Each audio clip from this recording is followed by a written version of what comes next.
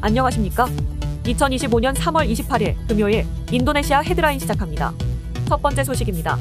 경제협력개발기구 OECD는 최신 경제전망 보고서를 통해 인도네시아의 올해 경제성장률을 4.9%로 제시하며 지난해 12월의 예측보다 0.3%포인트 하향 조정했습니다. 내년 전망도 5.0%로 이전보다 0.1%포인트 낮췄습니다. 이는 세계 경기 둔화와 지정학적 불확실성의 영향을 반영한 결과로 분석됩니다. OECD는 올해 세계 경제성장률을 3.1%, 내년은 3.0%로 각각 하향 조정했습니다. 반면 중국의 올해 성장률은 4.8%로 소폭 상향됐으며 2026년은 4.4%로 예측됐습니다.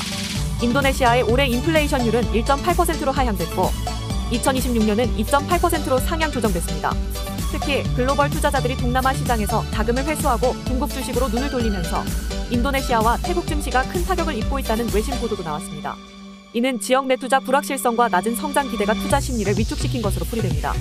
OECD는 무역 갈등과 지정학적 긴장으로 인해 기업 투자와 교역이 감소하고 교역 비용 상승이 인플레이션을 자극할 것으로 내다봤습니다. 통화 정책 역시 예상보다 더 오랜 기간 제약을 받을 것으로 전망했습니다.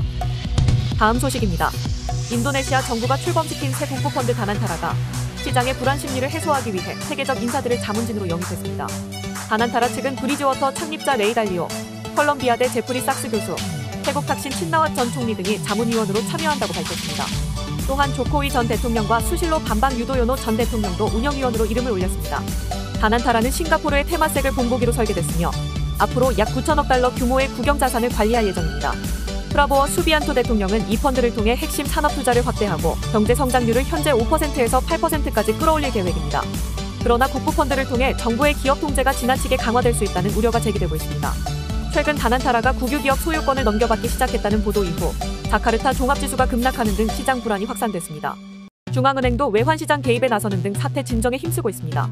이날 발표 직후에도 자카르타 종합지수는 장중 한때 4.7% 하락했으나 유명 인사 영입 소식이 전해지며 낙폭을 줄이고 1.55% 하락으로 마감했습니다. 다난타라 측은 이번 인선이 시장의 우려에 대한 답이 되기를 바란다며 신뢰 회복 의지를 내비쳤습니다. 다음 소식입니다.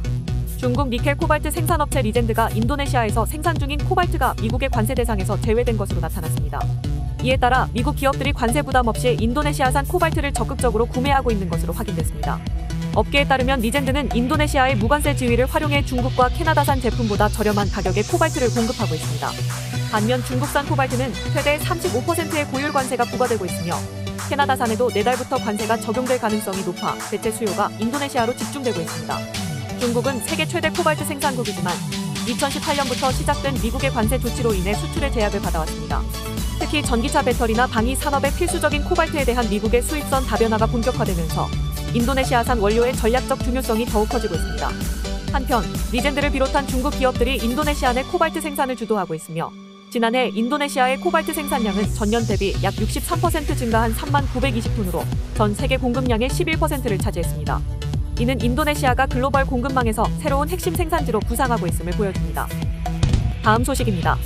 인도네시아 정부가 미국의 정의로운 에너지 전환 파트너십 탈퇴에도 불구하고 석탄 화력발전소 조기 폐쇄 등 탄소 중립 목표를 변함없이 추진하겠다고 밝혔습니다. 아이를란가 하르타르토 인도네시아 경제조정부 장관은 정의로운 에너지 전환 파트너십은 일본과 독일이 주도하고 있어 미국의 탈퇴가 큰 영향을 미치지 않는다고 강조했습니다. 하르타르토 장관은 국제 파트너 국가들로부터 이미 다자개발은행을 통해 약 10억 달러 규모의 보증을 확보했으며 총 54개의 녹색 전환 프로젝트에도 약 11억 달러의 자금 지원이 약속돼 있다고 밝혔습니다. 해당 자금은 대출, 지분 투자, 보조금 등의 형태로 집행될 예정입니다. 참고로 정의로운 에너지 전환 파트너십은 선진국들이 개발도상국의 청정에너지 전환을 돕기 위해 구성한 200억 달러 규모의 기후금융펀드입니다. 인도네시아는 이를 통해 약 20억 달러를 지원받아 석탄화력발전소 조기 폐쇄와 지열발전소 건설 등으로 2030년까지 전력망 탄소 배출량을 2억 5천만 톤 감축하고 재생에너지 비율을 44%까지 끌어올릴 계획입니다. 한편 미국의 기후협약 탈퇴로 인도네시아에서는 탄소 중립의 회의적인 목소리가 나오기도 했지만 정부는 2060년 이전까지 탄소 중립을 달성하겠다는 기존 목표를 지키겠다고 거듭 확인했습니다. 다음 소식입니다. 반둥에 위치한 하나은행 사무실에서 대형 화재가 발생해 건물이 전소됐습니다. 화재는 지난 22일 새벽에 발생했으며 진화 작업은 오전까지 이어졌습니다. 반둥시 소방당국은 건물 하층부의 피해가 심각하지만 금고는 무사히 보호됐다고 밝혔습니다. 은행 사무실 앞에는 현재 폴리스라인이 설치되어 있으며 현장에는 군법 개정안 반대 메시지가 담긴 전단이 발견됐습니다. 경찰은 인근 시위대가 화재에 연루된 것으로 보고 관련 단체와 용의자를 추적하고 있습니다. 하나은행 측은 영업시간에 발생한 사고로 인명피해는 없으며 고객 자산과 데이터는 안전하다고 전했습니다. 이번 사건은 인도네시아 정부의 군 경직 금지법 개정에 반대하는 시위가 전국적으로 확산되는 가운데 발생했습니다. 앞서 인도네시아 의회는 군장교의 관직 겸임을 허용하는 개정안을 통과시켰으며 이에 시민과 학생들이 거리 시위를 벌이며 충돌이 발생했습니다. 특히 프라보워 대통령이 군장성을 식량 공급 국영 기업 대표로 임명한 조치가 도화선이 됐습니다. 경제 분야로의 군 개입에 대한 우려가 커지며 하나은행 방화도 이 같은 사회적 갈등 속에서 일어난 사건으로 보입니다. 다음 소식입니다. 발리 인근 해상에서 관광객을 태운 보트가 전복돼 호주인 관광객 한 명이 숨졌습니다. 해당 사고는 지난 21일 오전 발리섬에서 누사 페니다 섬으로 향하던 도중 발생했으며 펠링킹 해변 인근에서 높은 파도에 휩쓸리며 보트가 뒤집혔습니다. 이 사고로 호주 국적 여성 한 명이 물에 빠져 숨졌으며 함께 탑승했던 다른 관광객과 선원 등 12명은 구조됐습니다. 구조대는 사고 발생 직후 숨진 여성의 시신도 수습한 것으로 전해졌습니다. 호주 외무부는 성명을 통해 유족에게 깊은 애도를 표하며 영사 지원을 제공하고 있다고 밝혔습니다.